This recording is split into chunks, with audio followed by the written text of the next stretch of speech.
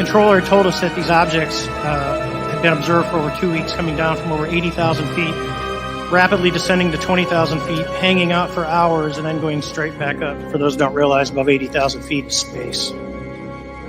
Is there a correlation between any of the characteristics of these UAPs, UFOs?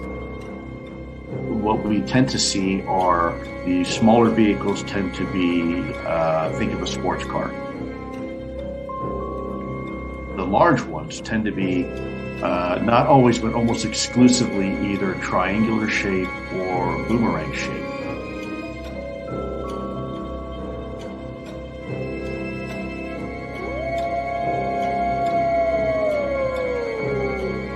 Werewolves? I see dead people walking around like regular people. They don't see each other. They only see what they want to see. They don't know they're dead. The UFO, UAP community was fairly surprised. Shocked might be a better word.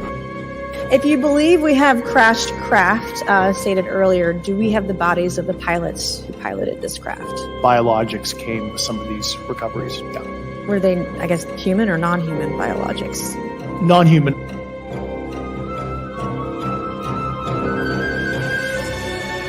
Do you think there is life on other planets? Well, I'm not quite sure, but I suppose there would be. I've seen a flying saucer. You've seen one? Yes, definitely. At Lane Cove. When was this? 1953. You don't think this is a figment of your imagination? Several other people with me saw it.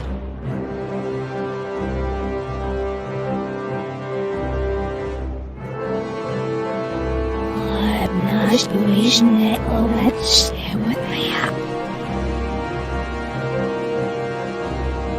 The power of Christ compels you!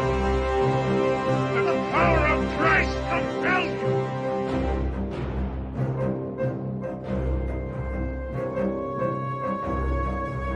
There is now a new UFO whistleblower with some major bombshell level statements.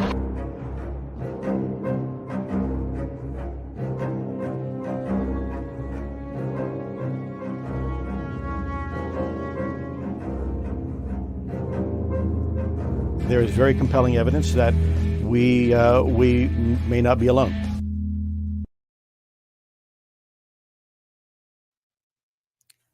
This episode is brought to you by 8 amazing people: Eddie Tabb, Lisa Bowden, Taban Rice, Kelly Lewis, Mecca Mickey, Diane Boss, Jeanette Angel, and Dorothy Hawkins.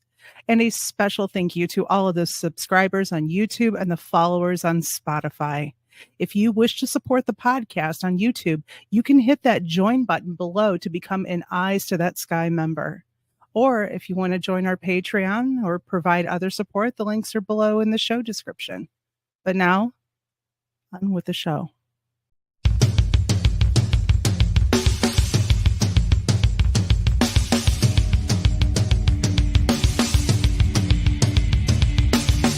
Welcome to the Michigan UFO Sightings and Paranormal Encounters podcast, where we explore the unexplained and mysterious phenomena that have occurred throughout the state of Michigan and beyond. From UFO sightings to ghostly encounters, we delve deep into the stories, the evidence, and the theories behind these strange events. We are your hosts. I'm Michelle. And I'm Wayne. We are an educator duo that after an encounter with a triangular UFO in 2018 in Michigan, we decided to investigate UFOs and the paranormal. In this podcast, we will be speaking with eyewitnesses, experts, and researchers to uncover the truth about some of the most intriguing cases of paranormal activity in and around Michigan. Our goal is not to convince anyone of the existence of these phenomena, but rather to provide a platform for discussion and exploration. So, buckle up and join us on this journey down the paranormal rabbit hole. On an escalator.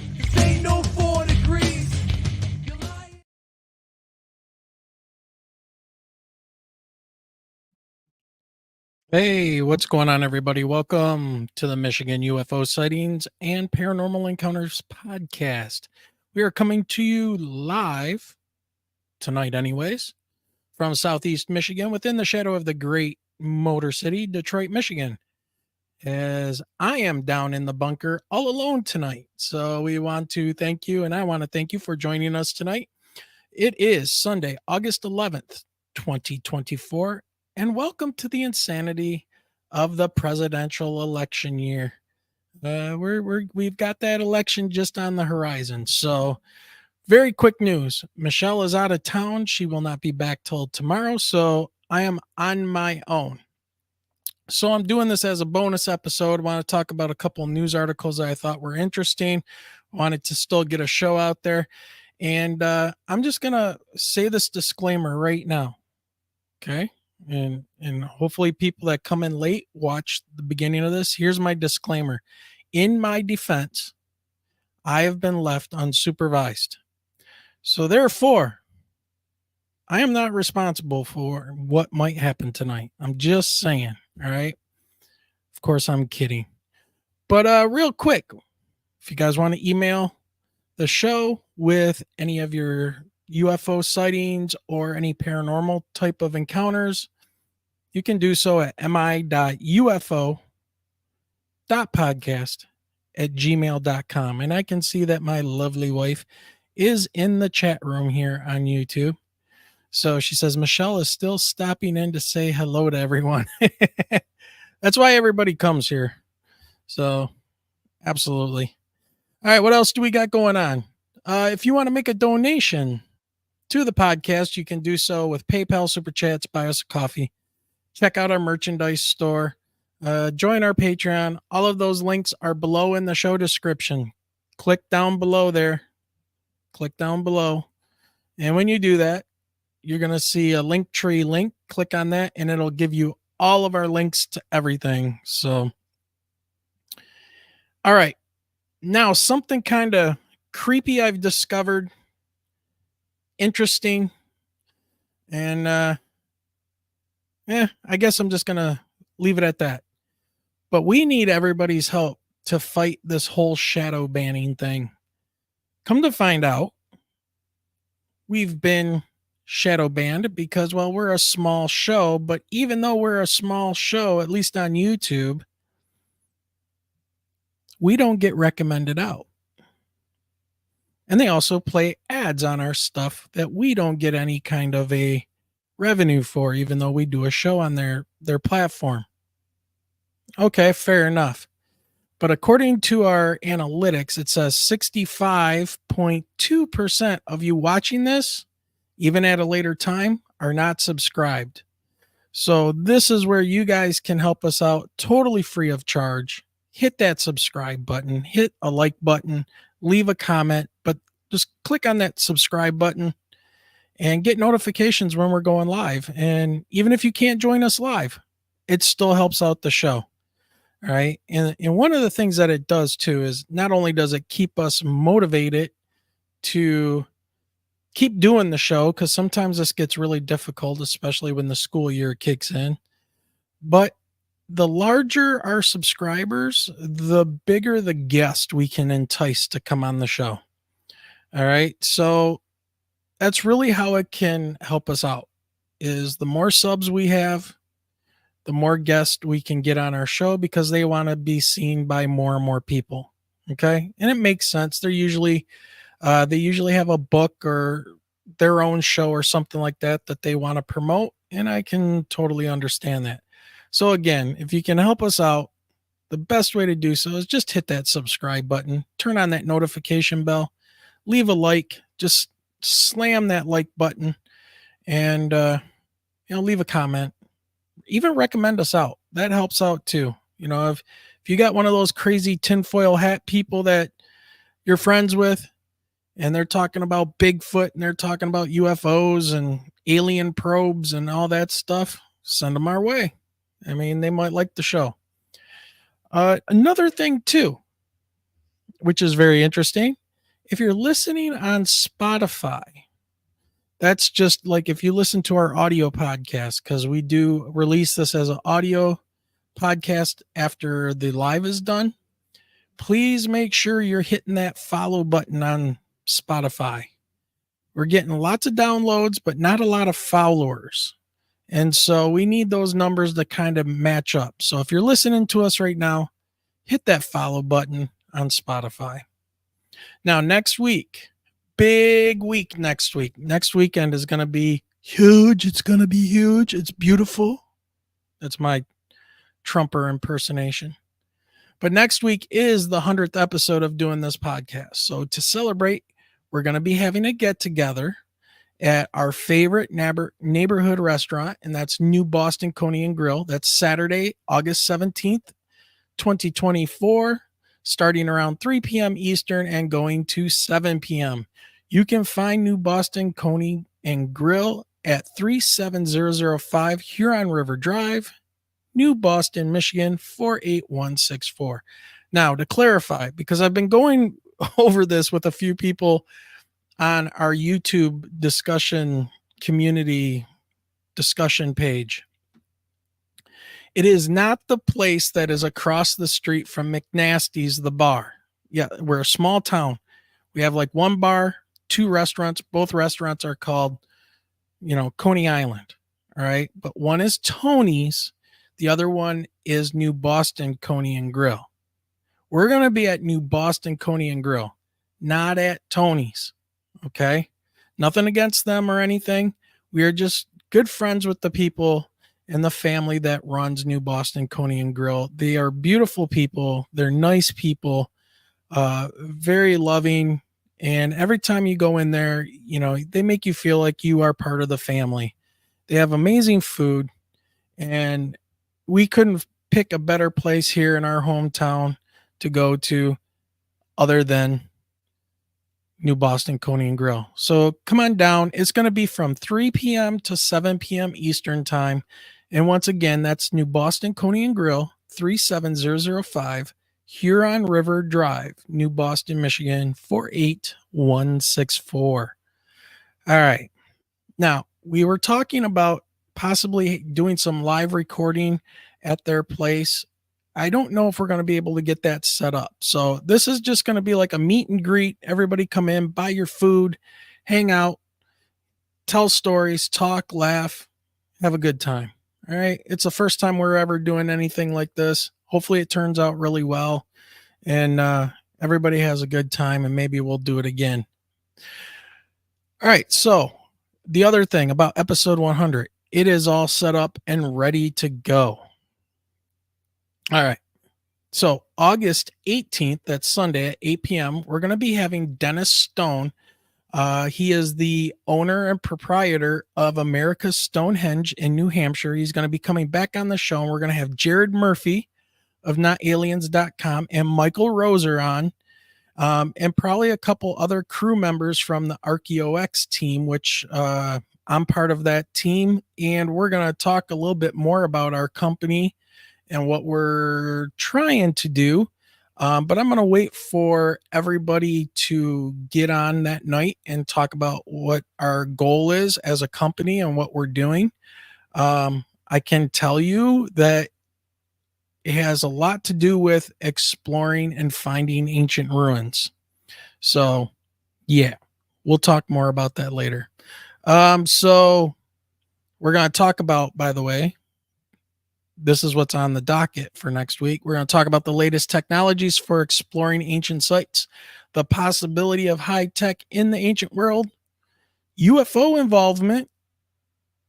Okay, there might be some UFO contact or something there, and all kinds of other topics that have to do with America's Stonehenge and just ancient sites in general.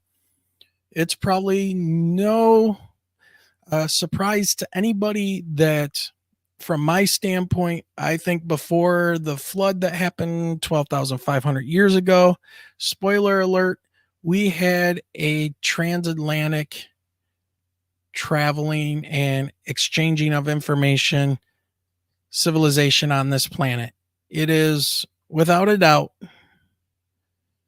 it's fact. I mean, I don't know what else to say. There's so much evidence that shows the exchange of knowledge and information, building techniques, all of that stuff from across all over the planet. And, funny enough, Jimmy over at Bright Insight did a video on something that was very interesting, yet controversial, of course. But, those little fascists during World War II kind of co-opted a symbol. Of course they did, right? They co-opted, just like they co-opted the word Aryan, right? Everybody thinks blonde hair, blue eyes. That's not what they meant by that. But anyways, the swastika or the swastika, all right, that symbol is found all around the world, and it is much, much older than the Nazis. Okay. They borrowed that. They took that. It's just fact. You can find it everywhere and find it in ancient Egypt. You find it in India. You find it in Peru. You find it all over the place. That symbol has been used for time immemorial. It's huge. Okay. So, there's evidence out there, and we're gonna check some of that stuff out, and we're gonna bring that up next week. So, all right, I just want to take a quick moment to say hello to everybody in chat. And yes, I did for I don't know where Neen is. He asked, last week if there's a poll. I did create a poll. And my poll question is, do you think the US has crashed alien craft and they are trying to reverse engineer them? All right. So that's the poll question. So make sure you answer that poll in the YouTube chat. So real quick, looking to see who's lively in chat. Straw Dog 1 is here. We have Tabin Rice is here. Nathan from the Quantum Show is here. Dave Monroe is here. Thank you, sir. Let's see. Michelle is in the chat. And that's all Jay Hall is here. Diane Boss is here. Hello, hello, hello. And that looks like all the active people here in chat. So thank you guys for joining. And I want to go ahead and let's jump into some news. What do you guys think? Let's go.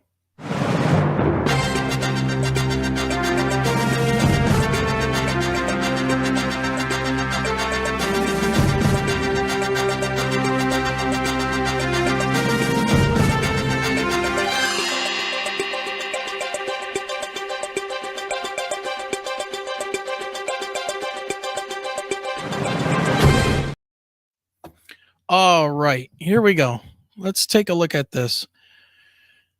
This is kind of an old article, so I wanted to start with it first.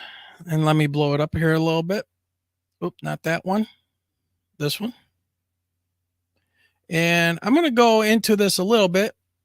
It's from Politico. It's under the defense section. And this is from March 8th, 2024. And written by Laura Sligman and Lee Hudson. And it's called U.S. Once Considered a Program to Reverse Engineer Alien Spacecraft. Pentagon Report Reveals. And then in little words underneath, it says, but it never came to be according to a new report. Okay. So something got released. And what happened? What happened? They try to back out of it. They try to hide it. All right, let's just look at this real quick. Most of you probably already know where I'm going with this. This is the Kona Blue program. So the Pentagon has disclosed that the government once considered a program to recover and reverse engineer any captured alien spacecraft, an effort that never came to fruition, but fueled conspiracy theories about a cover-up. Now, you guys do know where the whole term conspiracy theory and theorist came from, right? You guys know who came up with that. The CIA. The CIA developed that term. You can look it up if you want to. All right, the Defense Department on Friday released a public version of a congressionally ordered comprehensive review of classified U.S. government programs since 1995 or 45 that debunked decades of speculation about UFOs, saying it found no evidence of extraterrestrial activity or efforts to withhold information from Congress. Bink. All right, stop. Now I told you. I'm not responsible for what happens. I've been left unsupervised. As you guys saw, Michelle is not here. So I'm going to be sarcastic and snarky most of the night tonight. So in chat, I'm on my own. So sorry if I don't get to you or see what you say in chat. Hey, what's up, Hides in Long Grass? Good to see you, my friend. All right. So let's look at what they just said. Let's parse this out, shall we?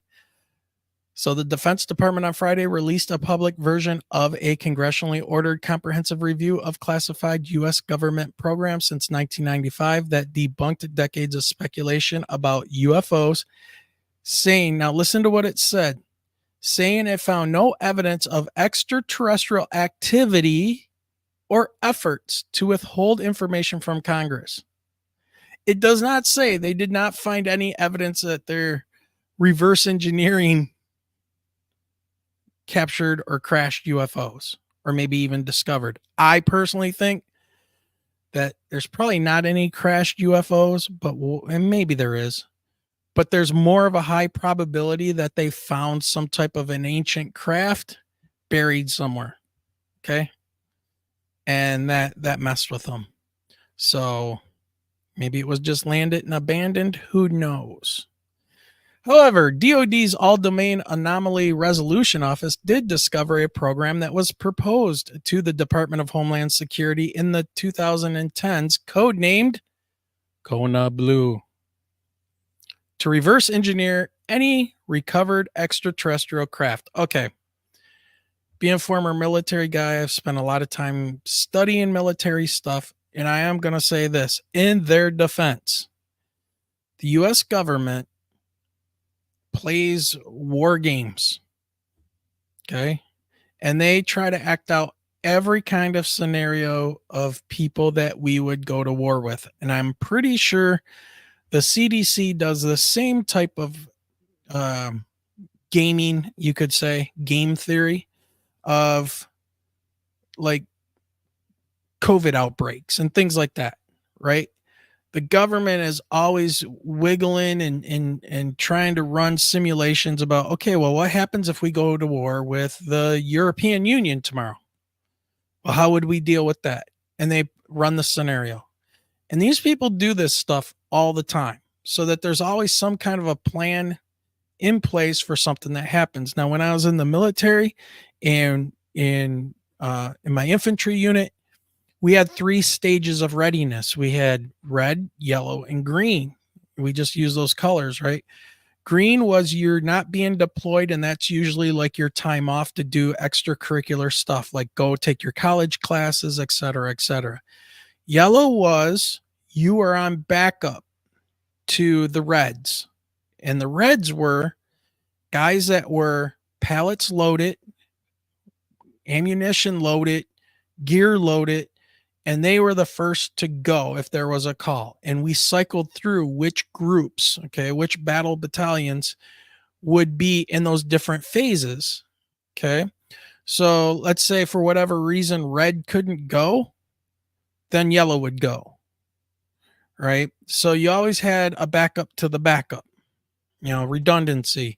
Or if red went and they were dropped off somewhere and they needed, immediate help, yellow moved into red, and then now yellow would be dispatched. So it's just what they call the order of battle, right? So it's always practicing this stuff. So Kona Blue could have been something like that. The what if, right? And that's how the government functions. And it's not just our government. It's pretty much every Western world government out there. That's how they do things.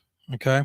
Just like, who was it? Andrew Bustamante, I heard say the other day, we don't have friends. No countries are friends with each other, right? We're just We're just kind of like acquaintances. We spy on each other, but we're still kind of friendly with each other, but there is no friends. There's just mutually assured agreements or something like that. It's pretty funny. Anyways, it says the effort was eventually rejected by DHS leaders for lacking merit and never actually recovered any otherworldly craft, according to the report. It is critical to note that no extraterrestrial craft or bodies were ever collected. This material was only assumed to exist by Kona Blue advocates and its anticipated contract performers, according to the report. So I guess what they're trying to say is there was some third-party contractors out there putting something together and saying, hey, you guys need to pay us to be able to do this. And so they're saying, well, yeah, I don't think so. All right, just real quick, I see Martin Birchall in the chat. Thank you for joining, sir. Let's see. Do you have any plans to interview the film director William Shatner on the making of the Star Trek movies and starting on TJ Hooker and being the oldest man in space? Oh, that's a great idea.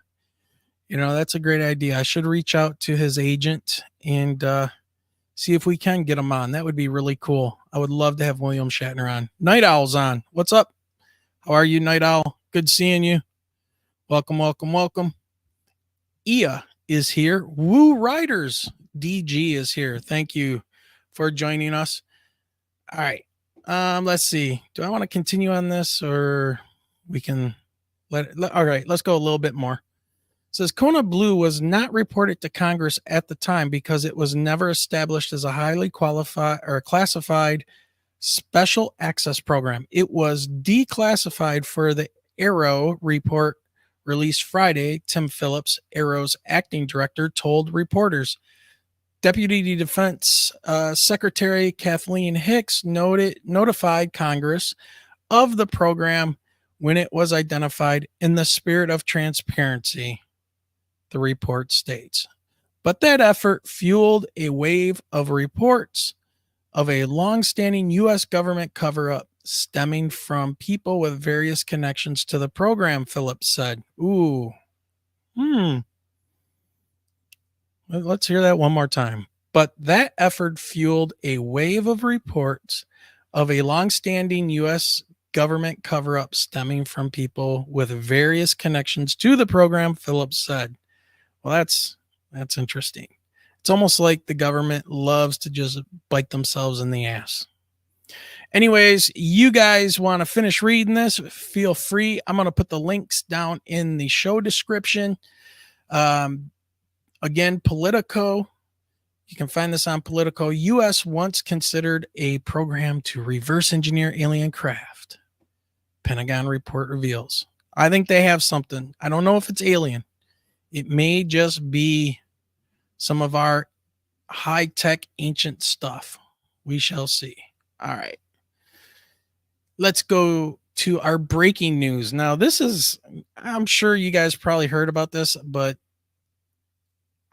I don't know because everything is being eaten up by this ridiculous election cycle for the president of the United States. I don't even want to get into it. It makes me very angry to even think about what's going on.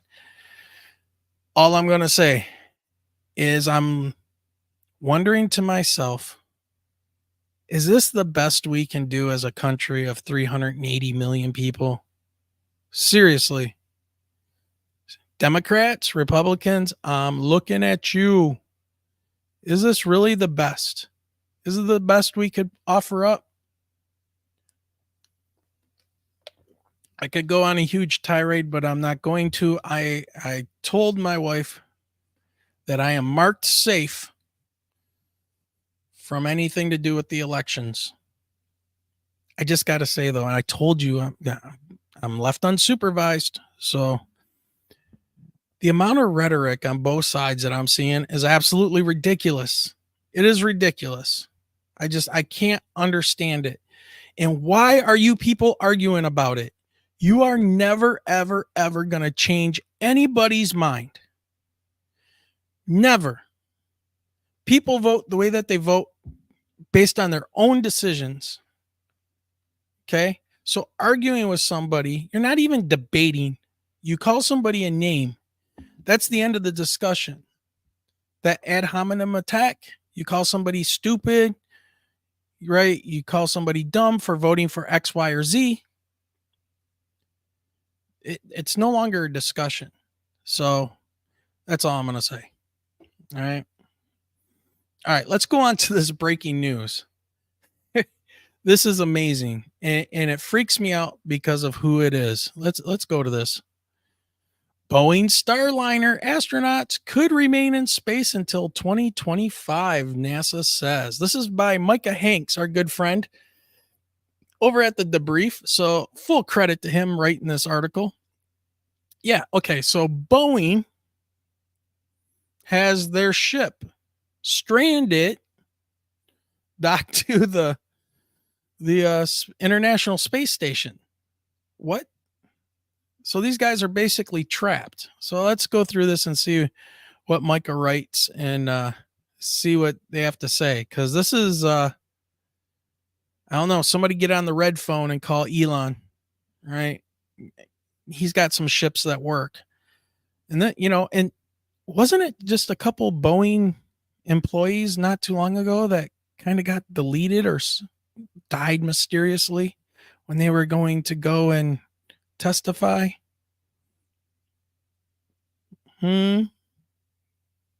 Yeah. All right. So let's dive into this. So it says, welcome to this week's intelligence brief. Well, thanks, Micah. We're going to put you out there a little bit. Houston, we've got a problem, and it has now kept 2 astronauts carried to space in June.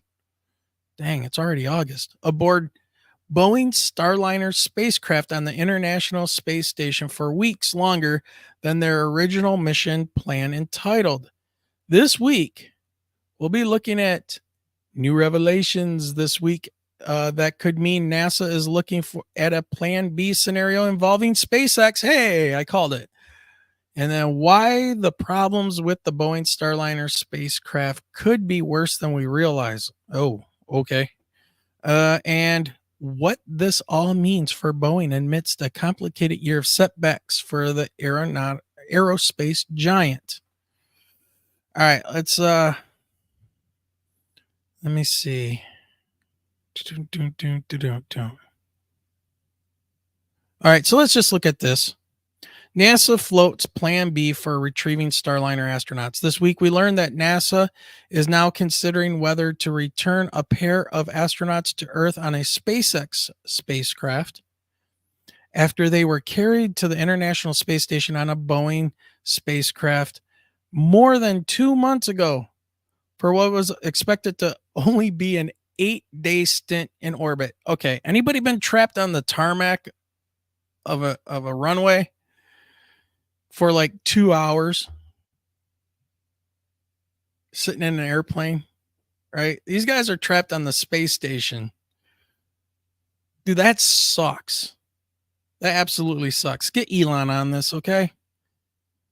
All right, let's see what else they have to say. On June 5th, astronauts Butch Wilmore and Suni Williams lifted off on a crewed test mission of Boeing's Starliner, a next-generation spacecraft built for carrying crews to low Earth orbit destinations. However, several problems that include thruster malfunctions and helium leaks that have caused setbacks for the Starliner program left Wilmore and Williams stranded on the space station. Yeah, I don't know if I want to go on a... Are Boeing jets safe right now? Yeah, let's see. Nathan, all right, I want to jump in there. Hey, Blue Crossroads, welcome. Let's see. Nathan says he was trapped on the tarmac for about 2 hours somewhere. It sucked. Yeah, you're stuck in a little tube, right? Yeah.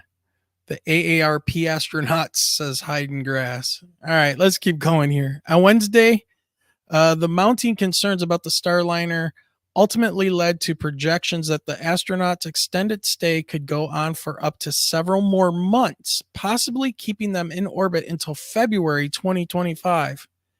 During a press conference, NASA said it is now weighing the option of bringing them home on a SpaceX spacecraft, with officials from the space agency finally admitting that issues with the Starliner may be more serious than previously thought. Yes. All right. Let's go into a little bit more about this and then we'll wrap this one up. It says this week's revelations marked a significant shift for the American Space Agency, which has seemingly made little of the issues that have now kept Wilmore and Williams as guests aboard the ISS now for several weeks.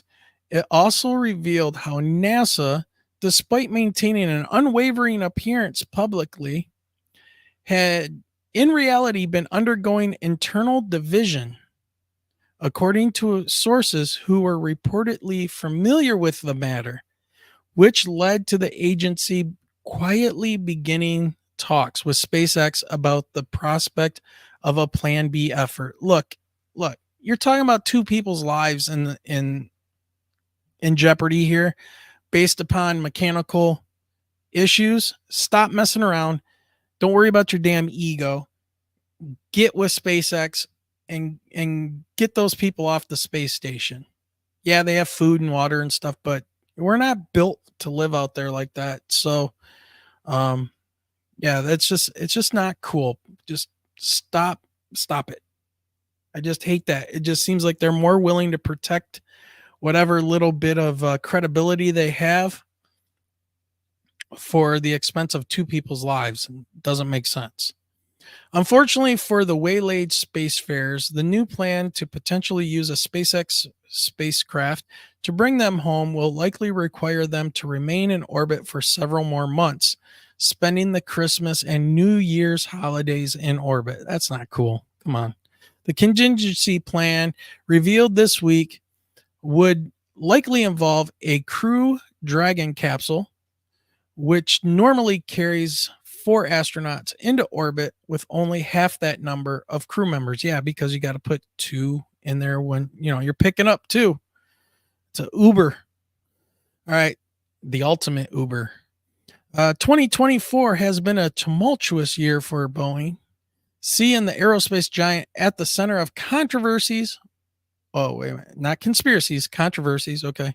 That include the blowing out of part of a Boeing 737's jet's fuselage, so the body of the craft, in January, an accident that led to the grounding of 171 Boeing 737 MAX 9 aircraft following an official FAA order. That was followed by $125 million in unplanned cost for the Starliner program the company announced earlier this month, among other issues the company has faced. All right. And then to wrap this, let's go.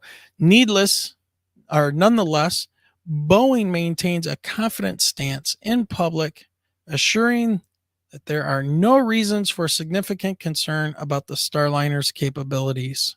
All right. Wow. That really sucks because there is truly nothing we can do, right, to help these guys out other than hope that Elon is there to help and they can pull something off. Man, let me jump over here into chat real quick. Blue Crossroads said, should have used Lockheed. Yeah, Lockheed Martin. Yeah. Yeah, they got their own thing going on. Can they call for a pizza, says Jay Hall. Well, I don't think so. I mean, I would call for an Uber, but whatever. Well, Blue Crossroads says, well, Boeing had a whistleblower complaint about mismanagement and overlooking issues in designs. He suddenly died, so.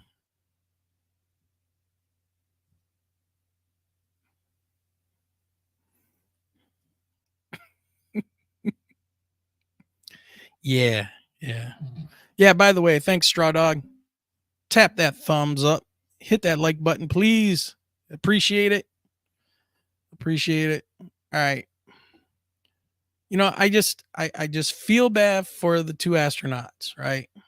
That's what it boils down to. I don't feel bad for Boeing. If they got mismanagement and stuff going on, they need to be called out for it. All right. And just so you guys know, super chats are open if you want to help out the podcast. But I'm telling you, the best way to help us out, hit that subscribe button, right? Or you can join the membership, right? I think for like $3 a month, you can become an Eyes to That Sky member. And you get to use special emojis and stuff in chat that I specifically designed for YouTube. All right. Let's see. Anything else going on in chat before I move on?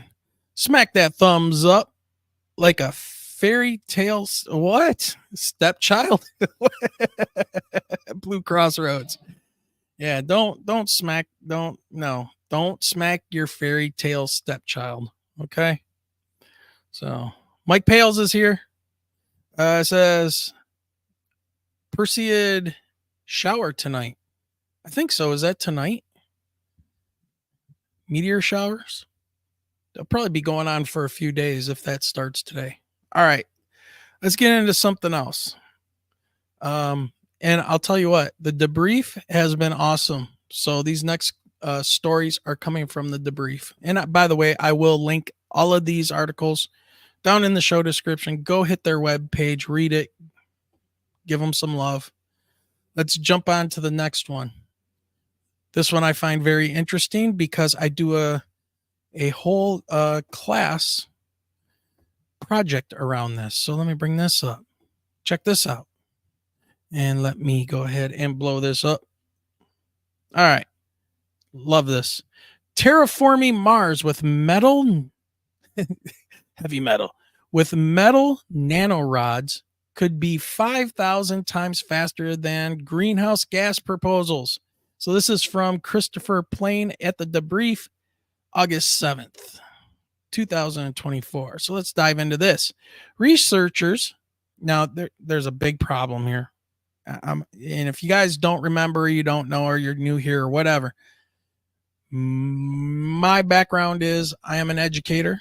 I am a earth and space science teacher. That means I teach astronomy. I teach earth science. I teach seismology. I teach mineralogy, geomorphology, anything to do with the earth. I teach it.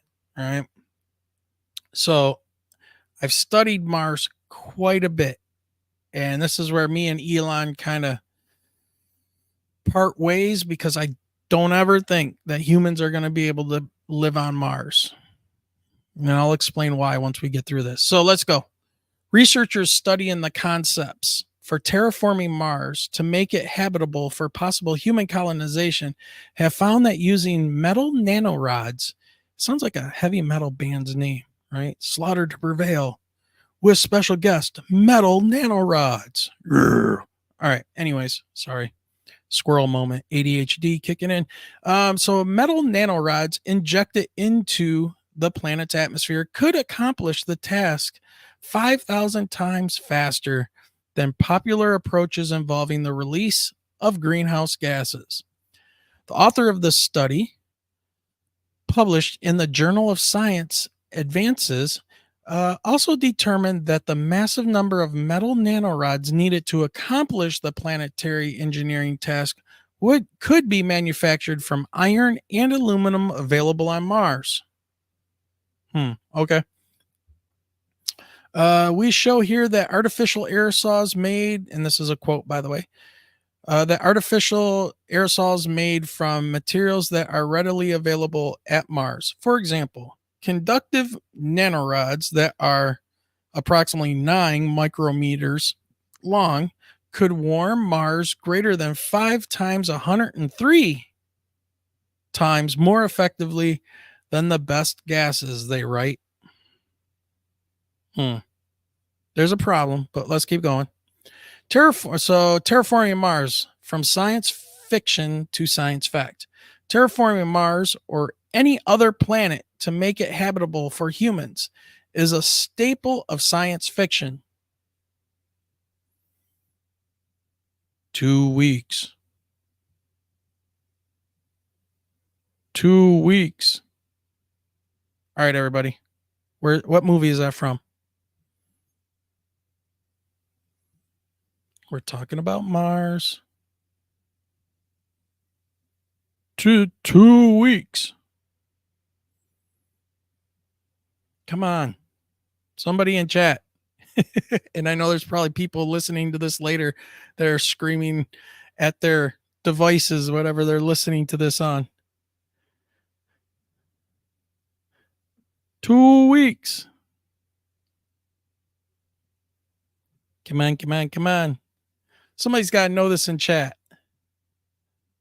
Okay, I'll give you a hint. Arnold Schwarzenegger was the main, not the Martian.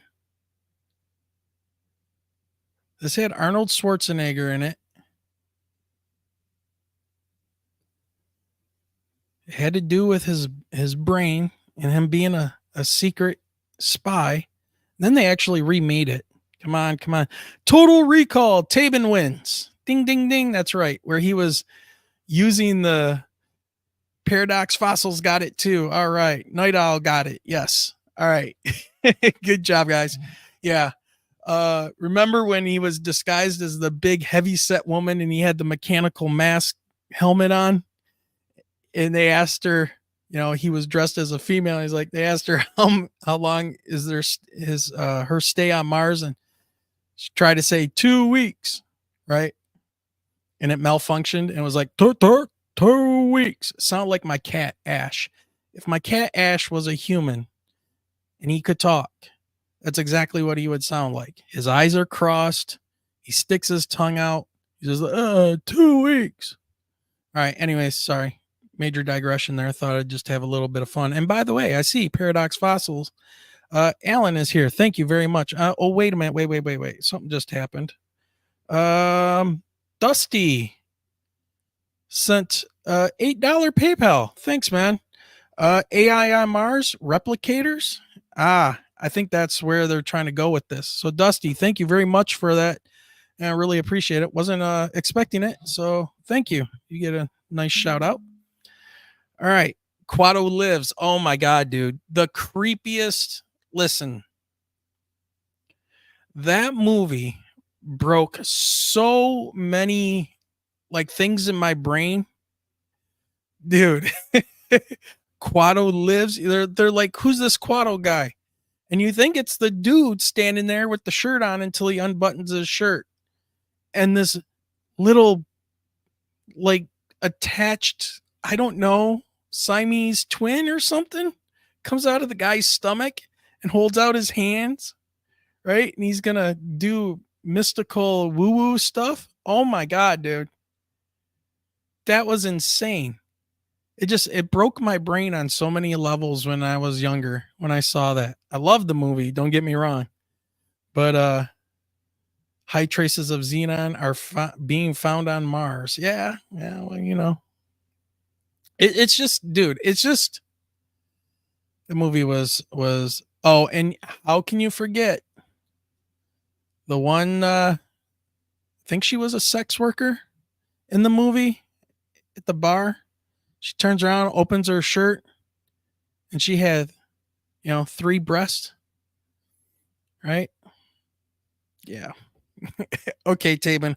I'm going to leave that alone for a little bit. Night Owl says, funny cuz Total Recall is going to be a thing soon. You watch. We'll see. And I'm going to tell you why I think maybe not here in a minute. And be interested to see what you think. All right. So terraforming Mars or any other planet to make it habitable for humans is a staple of science fiction. While some of these stories take place in galaxies far, far away, one of the most common targets for this fictional planet, wide engineering is Earth's next door neighbor, Mars. This is most likely due to the similarities the two worlds share. This is true, including residing in our star's habitable zone. Yeah, yep. Where water could, in theory, exist on the planet's surface. It does. It's just in the form of ice, and it's at the poles. And they found water not too far under the surface, too. So, Let's see. As the press release announces, the new research points out many of these strategies involved greenhouse gas based warming, but the planet is sparse in ingredients necessary for greenhouse gas production. Well, of course, such a method would also likely take thousands of years to accomplish, which would require hundreds of generations of humans to continue the effort. All right. So I'm going to leave it at that. So you guys tell me, I'm going to give you my thoughts, and you guys in the comments tell me your thoughts. All right. And after we're done with the live, fill out your questions or what you think. Hey, Mark, Eddie, what's going on, my man? Good seeing you. All right. I'm not going to finish reading this, but here's my thoughts on this. Mars probably had, with a 90% certainty, I'm going to say, probably had water and probably some kind of life on that planet. Like they said, it's in the habitable zone. What Mars doesn't have now, so Mars is a little bit smaller than Earth. It has 0.6 of Earth's gravity, so you could get around pretty good on Mars if you were there. What Mars doesn't have is a liquid and solid inner and outer core. Why is that important? Well, Earth has a solid core and a liquid outer core. Okay, so the inner core is solid and the outer core is liquid. The rotation of the Earth keeps the center solid part of the Earth's core spinning. That creates our magnetic field. And that magnetic field protects us from the solar winds and solar radiation. Okay. If we didn't have that magnetic field acting as a shield to Earth, now I'm sounding like a teacher here. The solar storms and the solar winds would rip off our atmosphere. It would just be gone, and within 100 years or so, we would look just like Mars does. Okay. So that internal core, right, on Earth is a beautiful thing. Mars's core cooled off. It doesn't have it's solid, but it's not working. It's not moving. It's not creating a magnetic field. So whenever that cooled, okay, whenever that cooled and became a solid just chunk of rock inside of Mars, is when, if it did have an atmosphere, which I'm going to say it probably did, that's when that atmosphere got ripped off that planet. Now, what's interesting is, I've heard this, and guys in the comments, let me know, what do you think?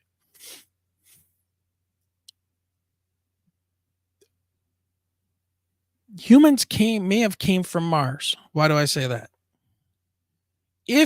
And this was a theory that I heard other people talking about. This is nothing new, so I'm probably butchering it. But here's the thing: let's say you have you have a group of people living on Mars. Maybe there were some living here on Earth, possible, and they were doing interstellar trading and stuff. Who knows? A whole society set up. All right, and they're going back and forth. But they're a high-tech society, and they know enough to understand what's happening with their planet. And they figure out that their magnetic field is going bye-bye. They figure it out, and they know to get off the planet and get to Earth.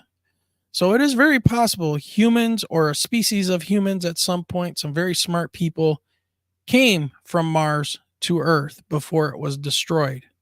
And that could be like the spawning of like Zetepe, right? The first time. And maybe these people looked like, the ancient pharaoh type of depictions in Egypt, right? The first time, the beginning of history for like Egypt is called Zetepe.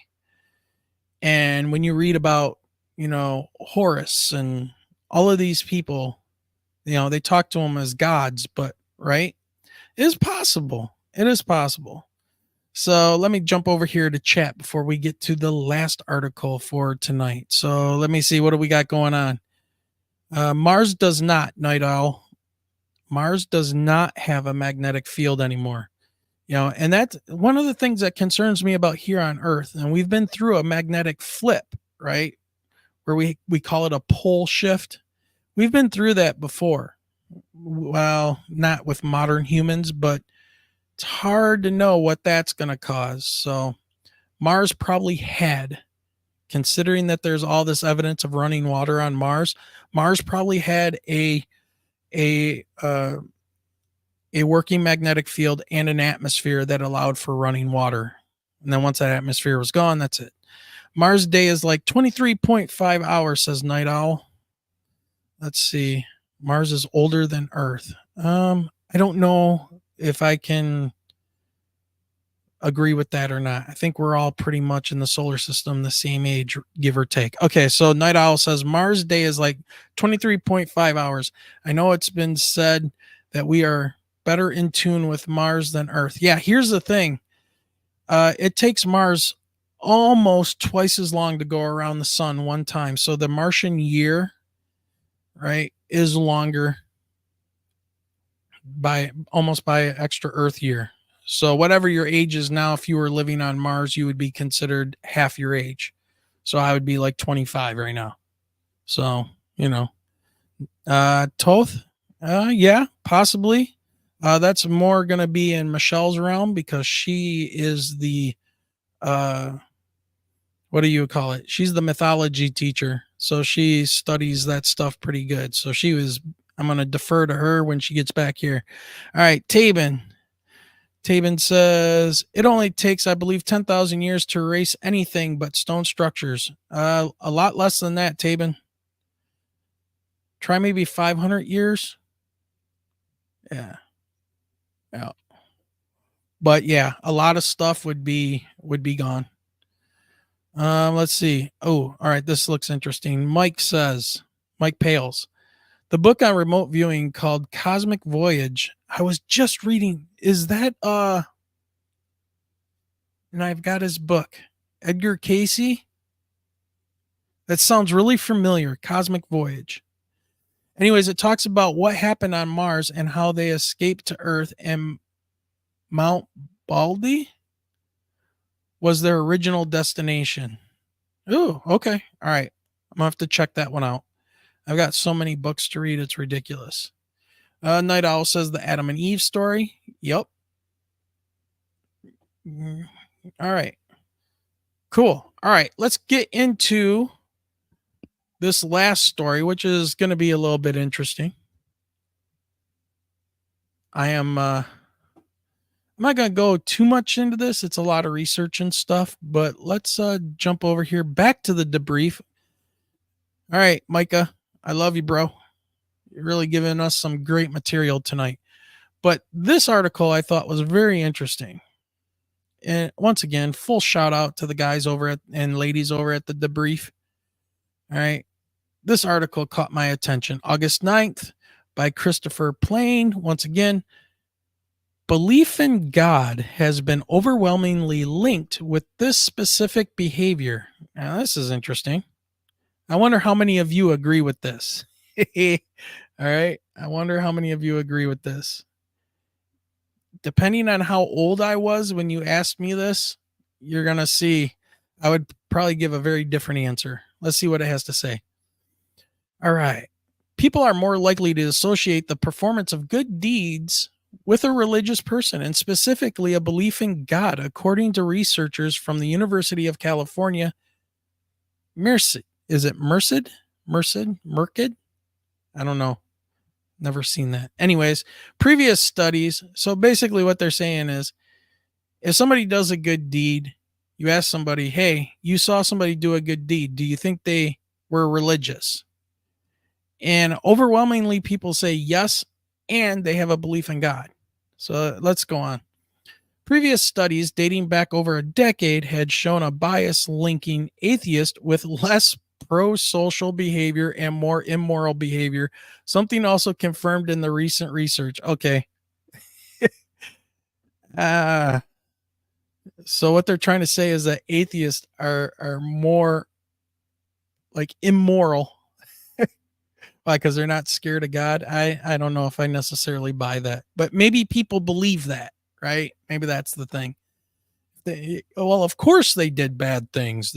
Of course they're immoral. They don't believe in God. All right, so let's go on here. However, the scientists behind the latest study say the link they found between the performance of good deeds and a perceived belief in God was significantly higher. All right, quote, though we also found that people intuitively link atheism with immoral behavior, people appear to associate believing in God with being generous, helpful, and caring to a much greater extent. Now, if you were to ask me this when I was a teenager, okay, I would say hell no.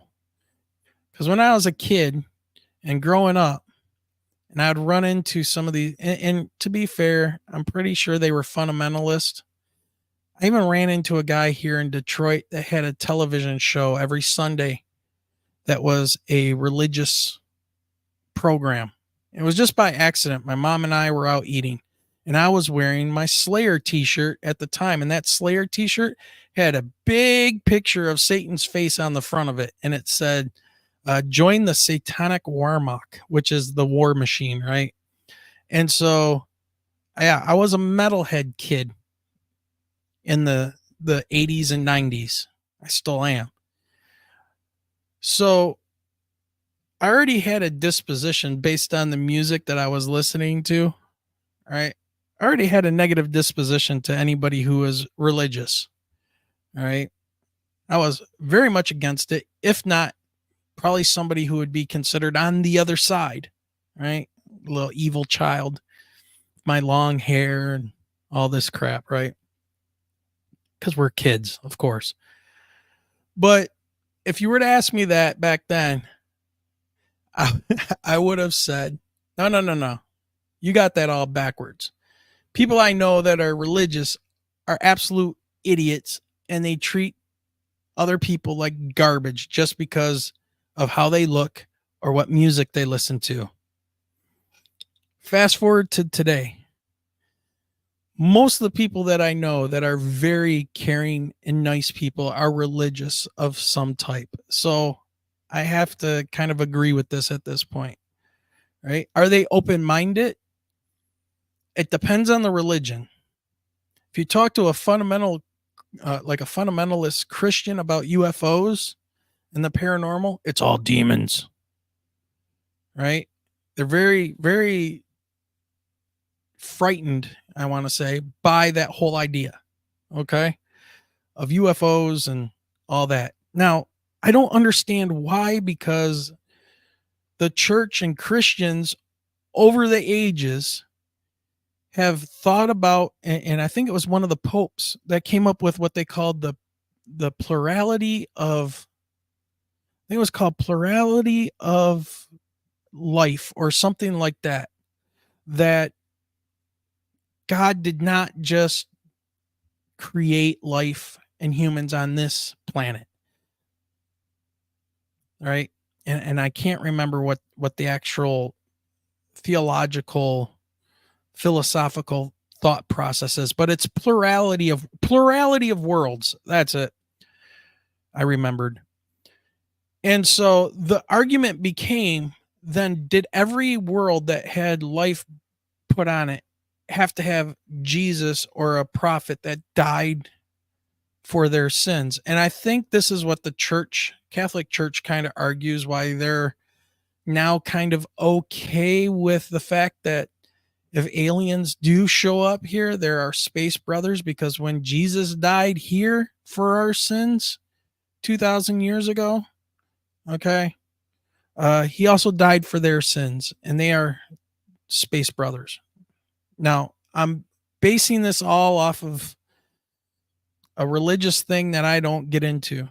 Now, if you talk to people from the eastern side of the world, when you talk to Muslims,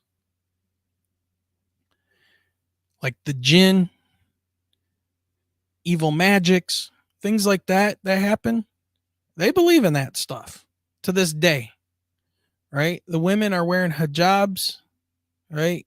Burqas, not just to hide them from men, but the real reason is to keep them from the eyes of the angels. I'm just saying, right? But the jinn were like the first elemental type beings that were wandering around here on earth.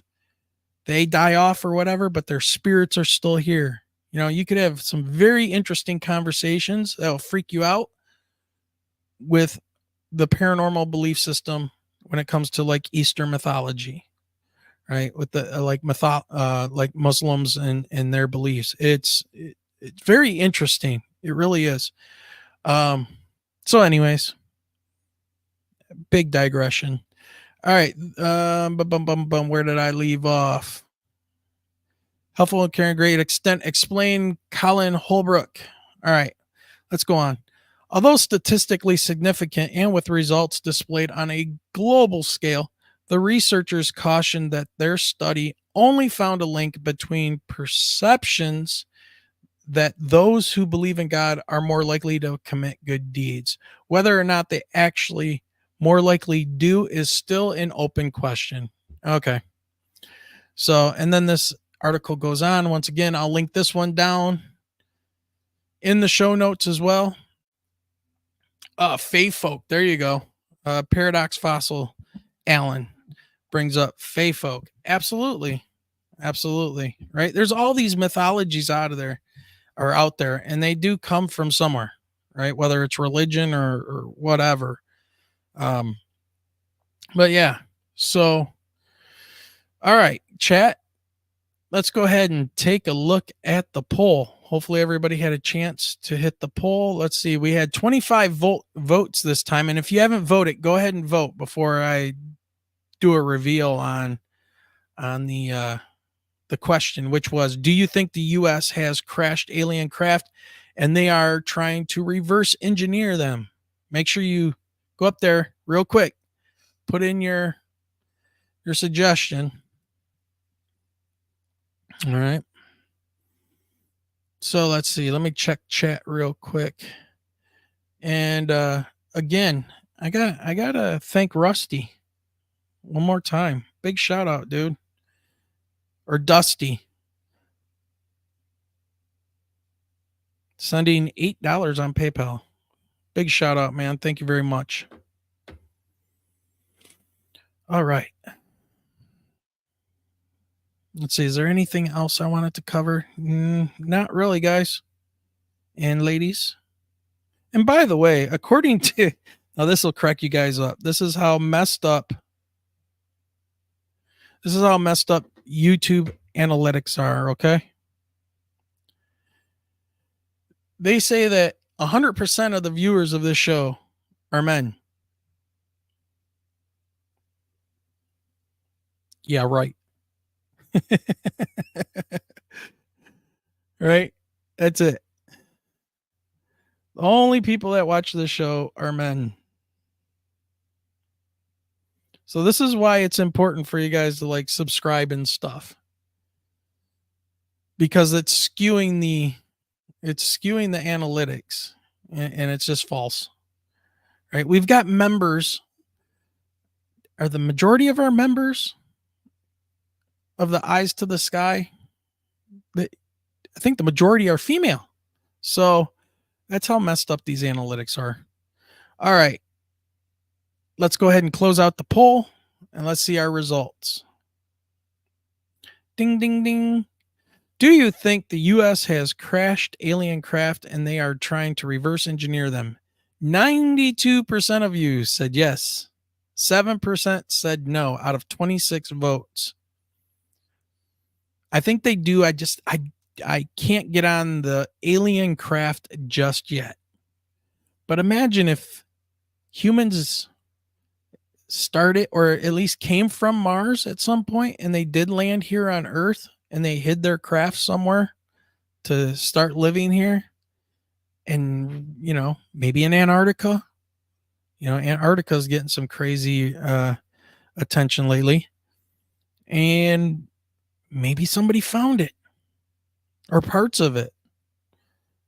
hell yeah, they're going to reverse engineer that stuff, or at least try to. Do I buy the Bob Lazar thing? I don't know. Area 51 and S4? I don't know. I can't say. It's hard to believe anybody when all they do is tell a story or somebody told me that, right?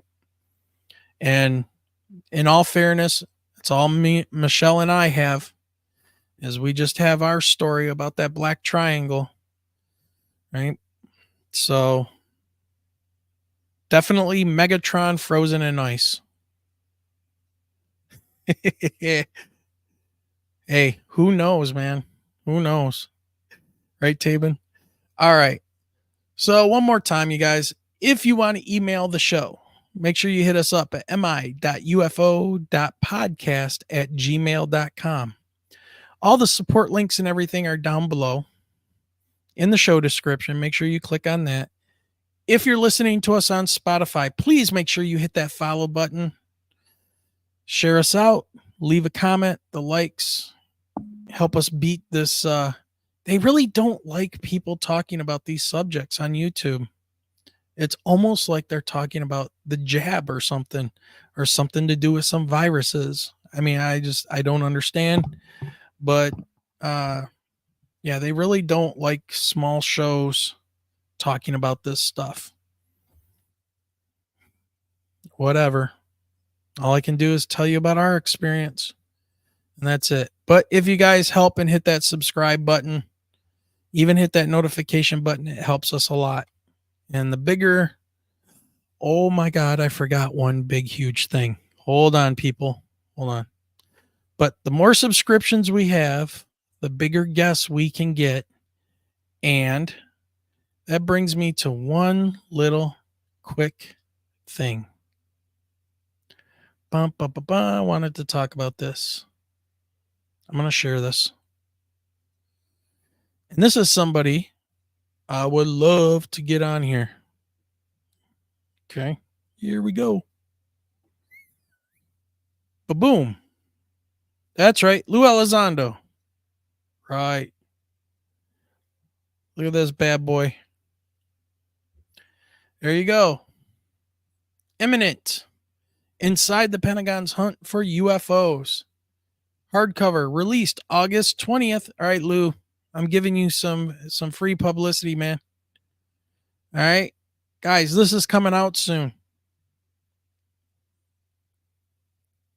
I don't know what to think about it.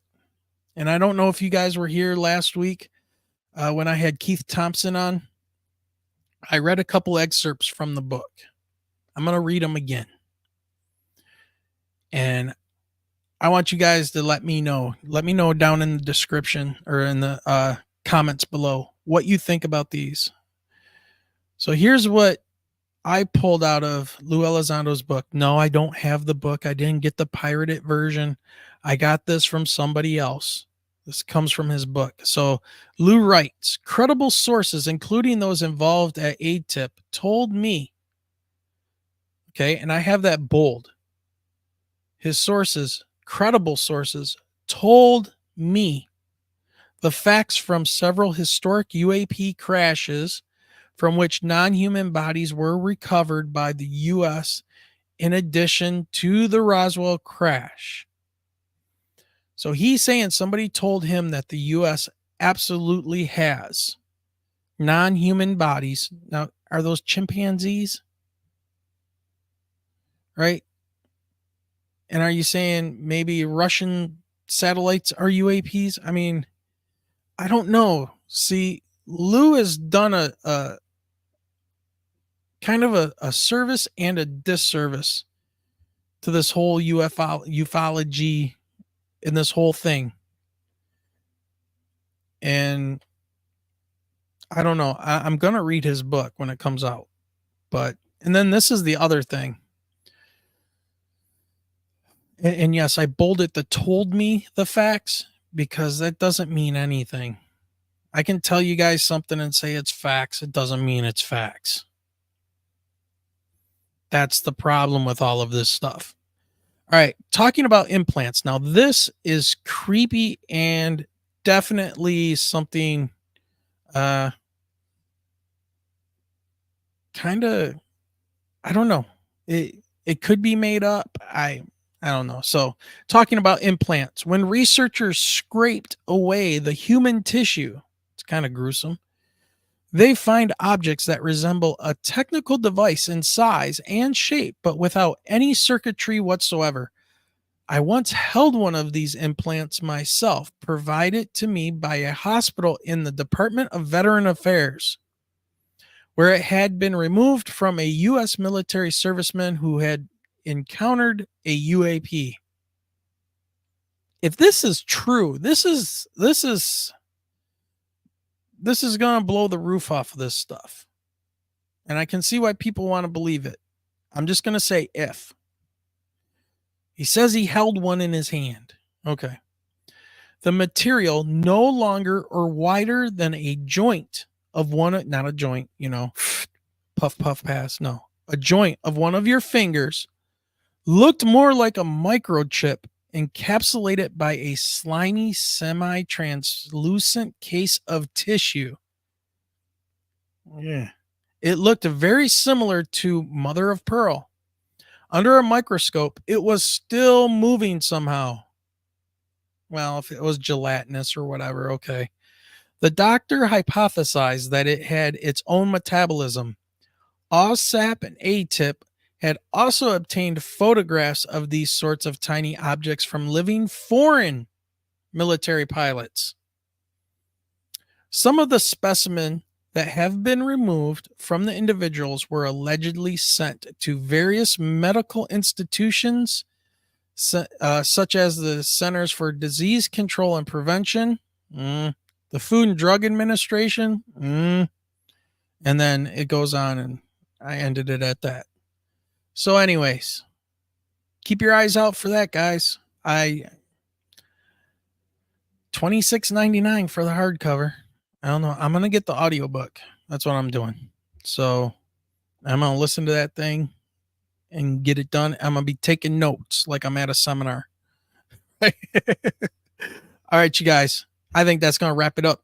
And I want to get this out as an audio podcast. So thank you for joining me for this lovely solo, unsupervised. She's not here. Unsupervised show, bonus episode.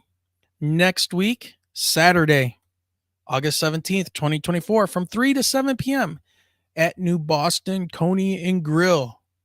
We're going to be there hanging out, having some fun, talking, chilling, eating, having a good time.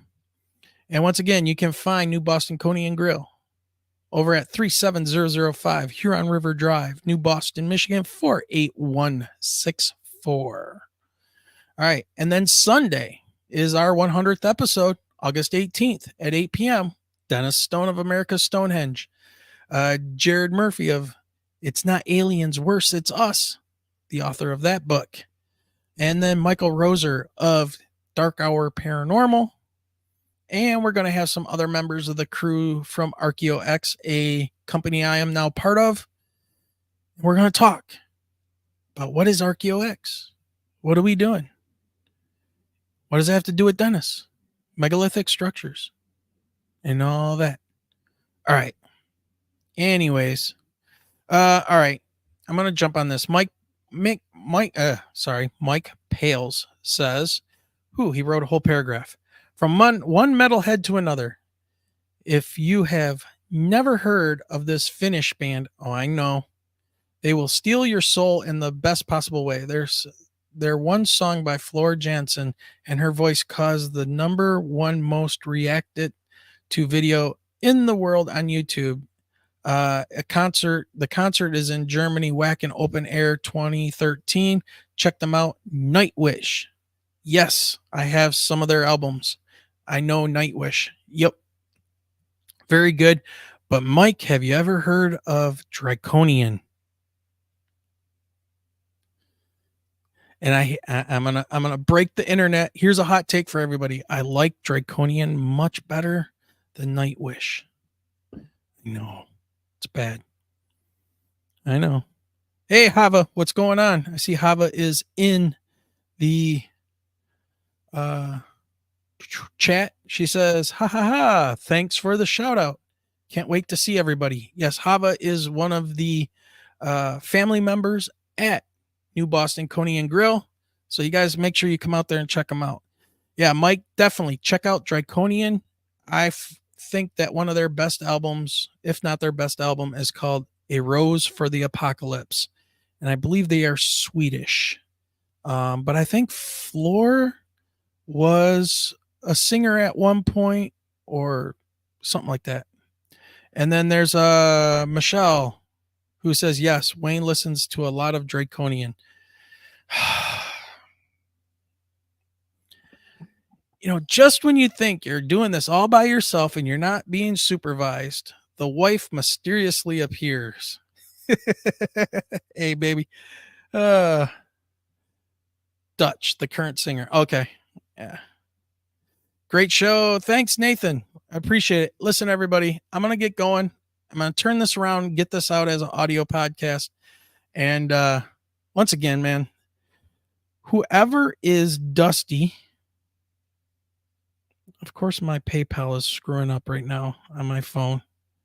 Keeps on asking me to re-verify your account or whatever, my ID or my identity, whatever. Anyways, thanks for that $8 PayPal support. We appreciate that. Trust me, every little bit helps. Really, Michelle? So she's making fun of the Haktua girl because she just said, I love you, Pookie. I love you, Pookie. All right. You're too funny. Nathan is Dusty Plastics. Oh, okay. Well, thanks, Nathan. Dude, Nathan from the Quantum Show.